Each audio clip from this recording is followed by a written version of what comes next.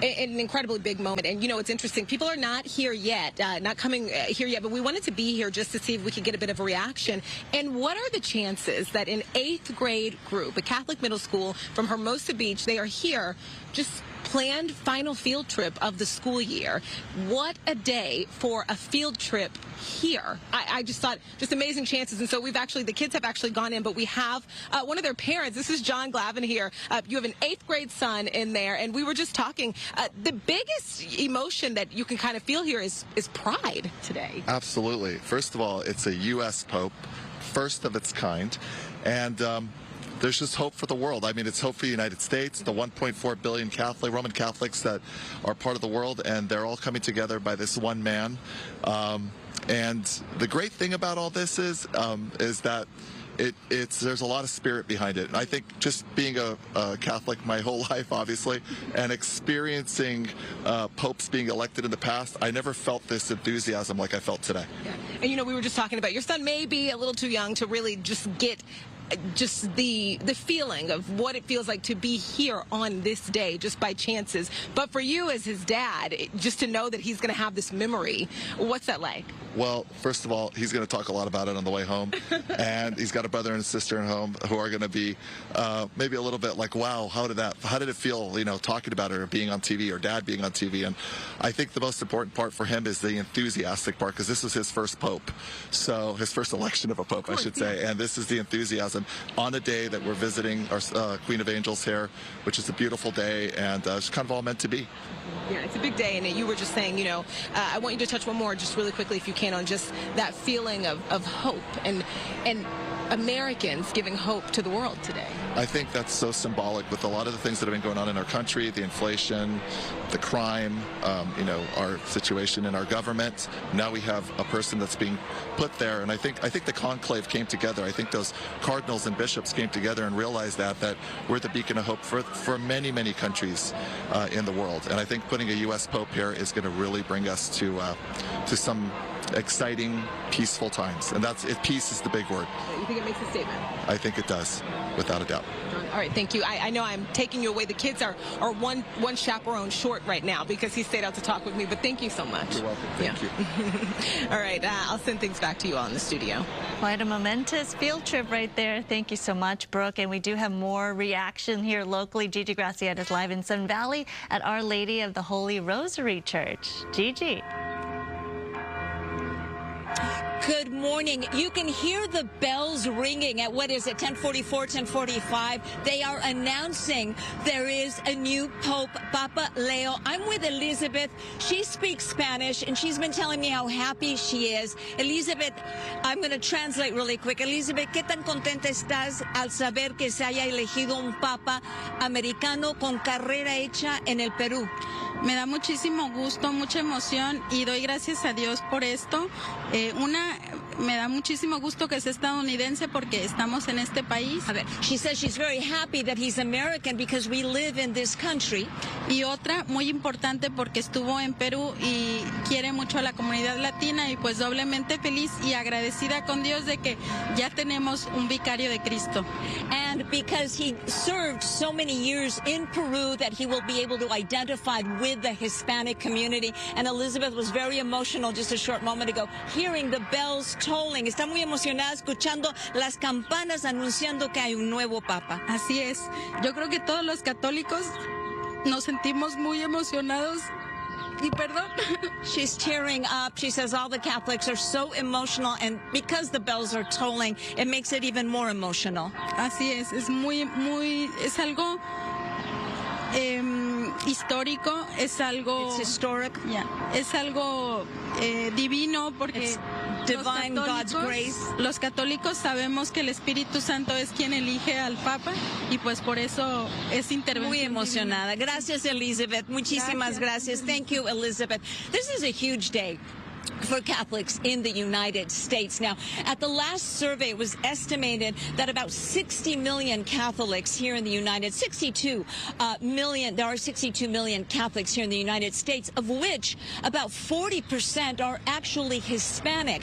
But the Catholic Church has had a huge issue for years, and that they're losing more members than they're actually accepting into the church. So now the faithful here in the United States hopes that that might change with this new Pope, who will identify with us here in the United States and also with the Hispanic community, which is really the largest community of the Catholic faithful. So it is a huge day. Of course, Papa Leo Robert Francis Prevost, and his middle name, coincidentally, is Francis.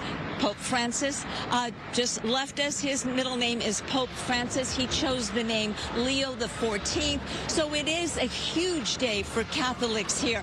And just really quickly, there's an old saying about the conclave that if you enter the conclave a pope, you will leave a cardinal. And basically that means is if you're one of the favorites, and even worse, if you think you've got the deal sealed, you're going to be the next pope, chances are you're not. And so many experts, so-called religious experts, were really betting against us having an American pope. And look what happened now. They're sort of eating their words. We do have an American pope, and he brings with him fluency in Spanish, will be so important, not only here, but of course in Latin America, in many European countries. It's just a huge day. That's a really good point that you make, and it made me laugh for a moment because I feel as though it's a message in life and anything that you do. If you're overly confident about it and you think you have it, oftentimes it can work against you. But you bring up a very good point about the Catholic Church and how it is losing members, and this is someone who can perhaps bring in people because of his connection to Peru, his ability to speak Spanish. And I also think about the youth too. If there is a lack of an interest in the church and the youth are not as, you know, every Sunday they're not going to church or not following the teachings of the Bible. So much has changed in the course of the last few decades. Well, one of the reasons that many experts think that people are leaving the Catholic Church is because it is very conservative. And Pope Leo has been known to be conservative when it comes to church doctrine. So we won't be seeing any women serving as priests, as you see in maybe the Episcopal Church or other churches. So a lot of folks who have left the Catholic Church because they feel it is not kept up with the times may be disappointed, but there are a lot of pros for the religious faithful, like you saw Elizabeth in tears here, hearing the bells tolling here at the Sun Valley Catholic Church. It is a huge day for the Catholic community, and I think choosing the best of both worlds for Catholics, which is an American and someone who has such strong Hispanic ties. His mother's name is Mildred Martinez. Now, we don't know if she's from Peru. We know she's of Spanish descent. I don't know where she was born or where her family is from, but he has grown up with a touch of Espanol in his life, and maybe that prompted him to serve so many years in Peru. And we have a huge Peruvian community here in Southern California, so no doubt they're going to be very happy to hear the news. And Gigi, I don't know if you heard his whole blessing and his message to the masses right there in Rome, but he did speak a lot about the mission of the church to reach out, to hold hands, to go globally, to talk, to the missionary mission of Catholicism, and also the fact that he's bringing in a new energy, right? I think there's a lot of connection Catholics here feel for him because of the fact that, of course, he's American, Peruvian, but he's younger, he's 69, and he does have that message that people can connect with. Also being 69, Pope Francis was, I believe, 77 when he was named the Pope. So being 69 is considered very young. He will turn 70 years old in September, but that is still relatively young for a Pope. So it's imagined that he will serve a long time and hopefully bring what Catholics around the world need. There's been an exodus, not only here in the United States, and the exodus is attributed to many things. People people who have just given up on religion. They don't want anything to do with organized religion. People who have found a new religion that better suits them or reflects their beliefs, their personal doctrine. And so this is expected to hopefully re-energize the Catholic Church, especially here in the United States. I mean, back to your comments about the conservatism within the Catholic Church, Gigi.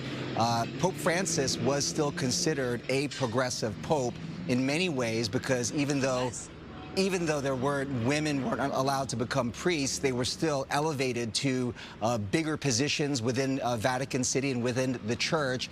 And Pope Francis even reached out to, let's say, even gays, allowing blessings in the Catholic Church for gay relationships. And so here's another pope that was actually selected by Pope Francis to come back to the Vatican and was almost one of his disciples, so to speak. And being a younger pope and seeing much of the world, South America, America, now living in Europe, perhaps, we don't know how this pope, what will happen with this pope, but perhaps Pope Leo will push it further, even further, and be a little more progressive, or push that progressive agenda a bit further.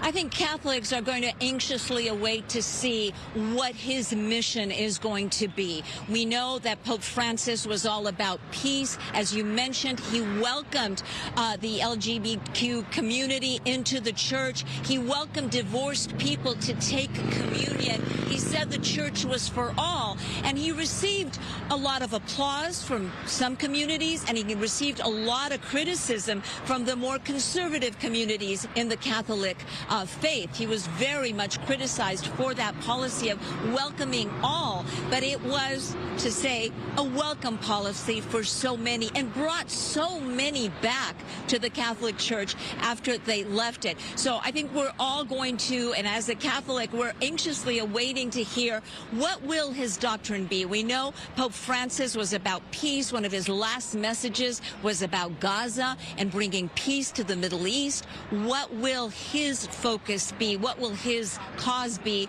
And how will he affect doctrine? He has been known to be conservative. Will that change? Will he maintain the line that Pope Francis started, the policy of more openness, more welcoming, being more inclusive, without changing the church's doctrine? So we shall see, and it's going to be a welcome. And I know a lot of Catholics are anxiously awaiting to hear more from him.